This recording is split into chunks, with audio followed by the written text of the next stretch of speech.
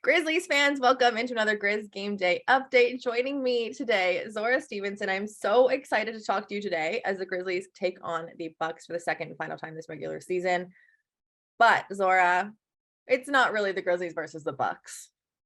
Yeah, it's interesting circumstances, right? Because the Bucks have shored up that number one seed, and for the guys, I mean, number one is great, but they're really excited about the fact that they'll have home court advantage no matter what the playoff run brings. So that's what the accomplishment means to them. But tonight, as you know, people watching the game, you'll get an opportunity to see guys that don't normally get like 30 plus minutes. And these are the games that are exciting for me because it's cool to see who shows up and shows out and takes advantage of the opportunity. I know the Grizzlies are in a different boat, right? And still trying to get wins at this point. So maybe it could be a win-win for both sides.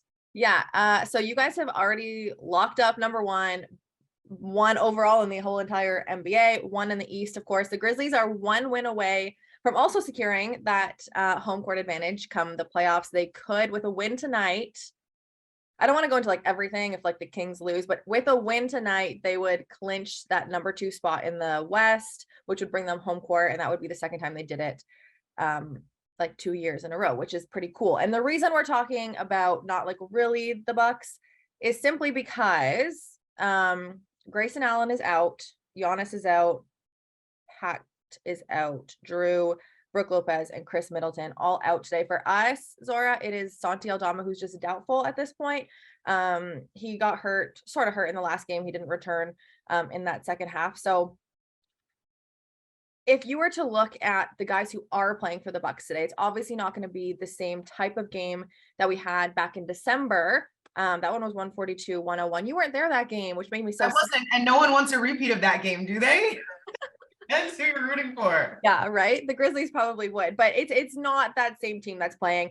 If you were to take a guess on some of the guys who could potentially step up, I know there's a lot of veterans on this team. There's some familiar faces with Jevon Carter, Jay Crowder, who both played with the Grizzlies. Who should the Grizzlies fans look out for tonight?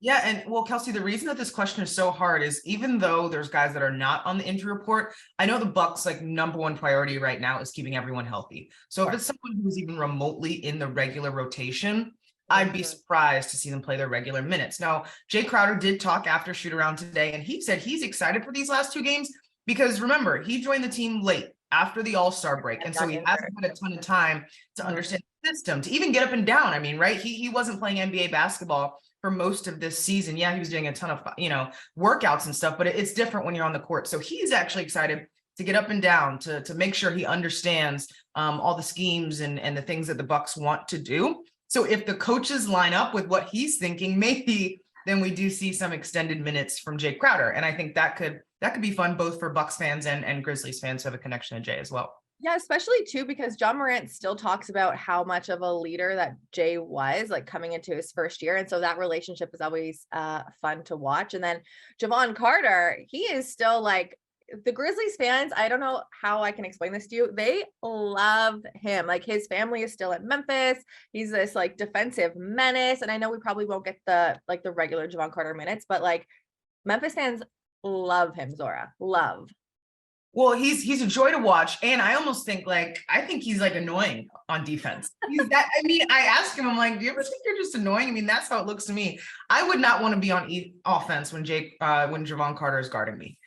He's just creates that much havoc. So it's super fun to watch. What I've enjoyed seeing from Jevon this season, though, is his offensive contributions, right? I mean, there's so many numbers, whether it's 3-point percentage, 3-pointers made, points that have all gone up. I mean, last year he was shooting like a crazy percentage as a Buck, but in totality of the season, like so many of his numbers are increased just because of the minutes and the freedom that he has. And he talks about the fact that this is the most freedom he's ever had in the NBA and how much he enjoys just playing his game on offense. So yeah, maybe we'll get to see some of that from Jevon Carter.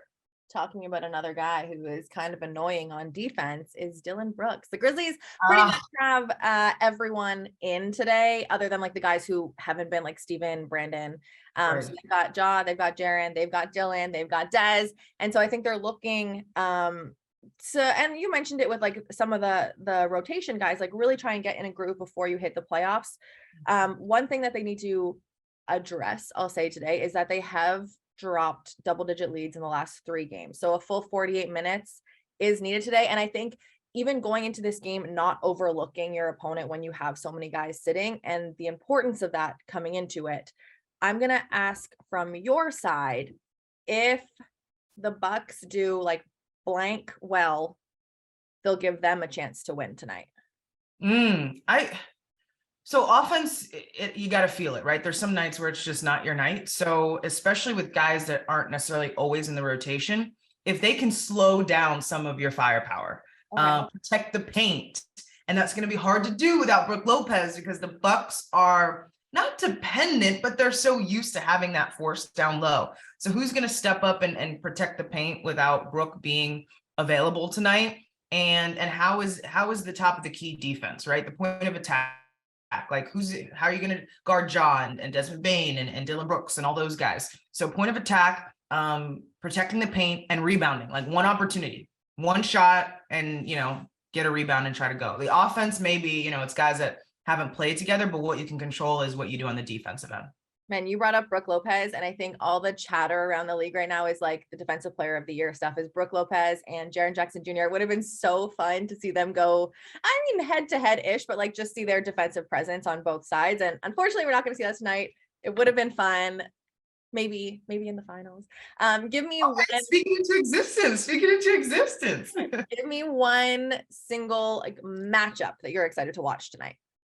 Well, I want to see who's going to guard John Morant. I mean, usually I would be a no-brainer. It's going to be Drew Holiday, but that's not the case tonight. And like I said, the rotation players, like, does Javon still get his normal minutes? Like, is Javon in the starting lineup? If so, to me, that's the natural matchup.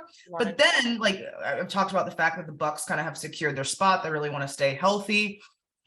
Is it a guy named Lindell Wigington, who's a two-way player, hasn't gotten a ton of time, played with the Wisconsin Herd, the G League team, was brought up as a two-way to finish the season. And, is that who is primarily on job? I'm interested to see what these matchups are going to be, particularly on your best player. All right, let's get it. I also saw one thing. This is like so random and like really irrelevant, but the overall record between these two teams is 26-26. All tied. All time. So interesting. Okay. So something extra. Tiebreaker? Is this the tiebreaker game? Yeah. And you brought up that game in December, and like at this moment it's two completely different teams, and that does not matter in terms of like revenge, but these guys are competitors. You don't want to go out like that, right? So and when it's guys that aren't necessarily always in the rotation, they have something to play for. They're playing for their future, and sometimes like they have nothing to lose, go out there, try to show out. And like you said, the Grizzlies got to be careful about not overlooking their opponent. Yeah, it's essentially like a tryout, right? And we saw that a couple games ago, our last home game. It was kind of like a tryout for a lot of the Portland Trailblazers guys. And again, they dropped a big lead against these guys. They let them back into it. So it's something that obviously if you're a Grizzlies fans, you don't want to see tonight. If you're a Bucks fan, you'll love that. So Zora, thank you. I can't wait to see you at the arena soon. You're the best. I'm so excited we got to talk. Thank you. And enjoy Milwaukee.